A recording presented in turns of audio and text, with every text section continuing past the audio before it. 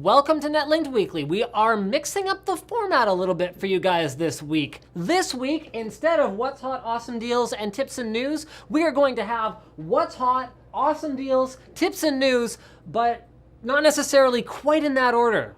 First up, we have the NCIX's Beat the Heat sale event. So as you guys know, NCIX has weekly sales. As you probably don't know if you don't live here, it's been really friggin' hot. So the thing to do when it's really hot is to stay inside where it is air conditioned and fire up your computer. Speaking of computers, we've got the MSI GT70. This particular configuration has a 3630QM quad-core processor as well as a GTX 675M, and it's available for a whopping $1,300, which is actually quite low for a 17-inch gaming notebook.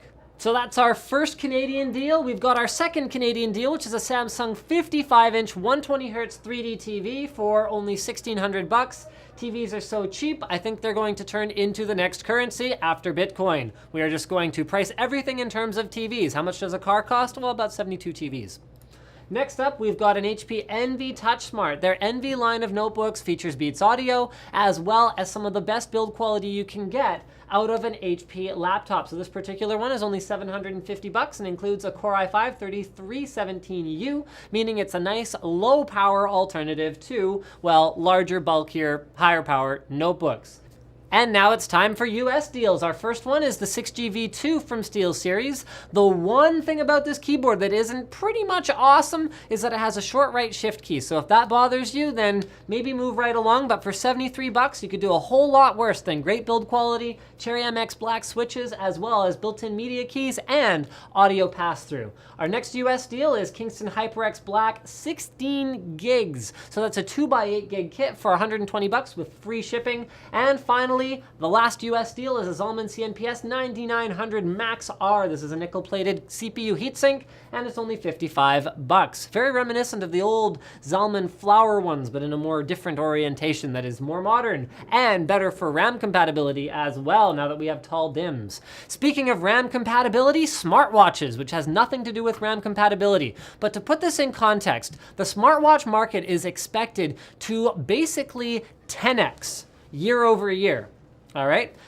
Apple's getting into it. They have trademarked iWatch. They are on a hiring spree. Microsoft, there are rumors running around about an oxynitride-based smartwatch that's gonna come around sometime in the same time, and as part of Microsoft's whole, well, we're a services and products, we're an ecosystem provider, we're all these things. There's that big letter from Steve Ballmer a little while ago, and smartwatches are apparently gonna be a thing. No longer are we gonna be limited to, like, you know, Nike, and then weird small startups like Pebble, which is actually kind of an awesome product.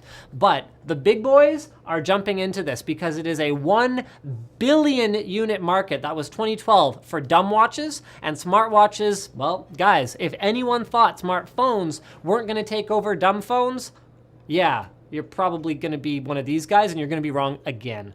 Next up, we have 5D glass storage. So not only does it track the 3 dimensions in terms of space, but also the position and shape of the data, allowing densities of up to 360 terabytes per disk, temperature resistance to up to 1,000 degrees Celsius, and pretty much an unlimited lifetime. Like so many storage technologies we keep hearing about, and yet somehow we are still using magnetic disks.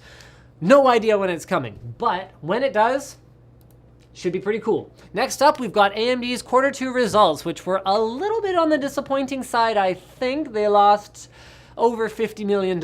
However, AMD says 20% of their revenue in Q3 is going to be coming from next generation consoles. They're expecting that to ramp up. This gives us some idea of when PS4 and Xbox One are expected to launch, because it won't be at the beginning of Q3. Obviously, since it's Q3 now, but sometime before the end of Q3, which is interesting, and enough to make up 20% of AMD's revenue, although that could be because they're shipping the chips and then, you know, the consoles might not actually make it to us till later. Anyway, it doesn't matter. Don't worry about that. The point is AMD is planning a return to profitability as of Q3 2013. Definitely overdue and definitely good news for the PC industry as a whole. A strong AMD is good for everybody. Speaking of strong companies, Lenovo. Lenovo is the top seller of PCs worldwide and one of the top sellers of laptops. And there's been some talk that between them and AMD and the strengthening of the market for sort of $300 to $600 notebooks could be extremely good news for both of these companies, where they've both traditionally been very strong. And we might even see Lenovo go #1 for laptops before too long. Keep an eye on those guys. Finally, Oculus Rift. Not coming to consoles. This has been confirmed. The console life cycles are apparently too long, which makes an awful lot of sense because you look at how long Xbox 360 and PS3 were on the market. Come on, can those power an Oculus? No. You look at PS4 and Xbox One, can those power an Oculus and play modern games at a decent resolution? No. So in the foreseeable future, not gonna happen. You wanna have the VR experience? PC is going to be the way to go, and Unreal figures in 10 years, by the time those consoles are gone, we might have graphics that are indistinguishable from reality on the PC. And I mean, they're probably going to try on other platforms as well because they're Unreal and their engines power lots of different games, but I suspect where we're going to have that real experience is going to be on the PC. And I really find this, the uncanny valley sort of hypothesis supposes that we will never escape from that. The more realistic it gets, almost, the more you'll notice that one little thing that's wrong. So I'll be interested to see if Unreal can achieve this through its engine in 10 years. That, my friends, really? There's another one. Oh, okay. Well, Far Cry 4. We're clearly going to make another one. Ubisoft's marketing manager. That's all we know. And now we're done. Thanks, guys. Don't miss any episodes of Netlinked Weekly by making sure you're subscribed to NCIX Tech Tips.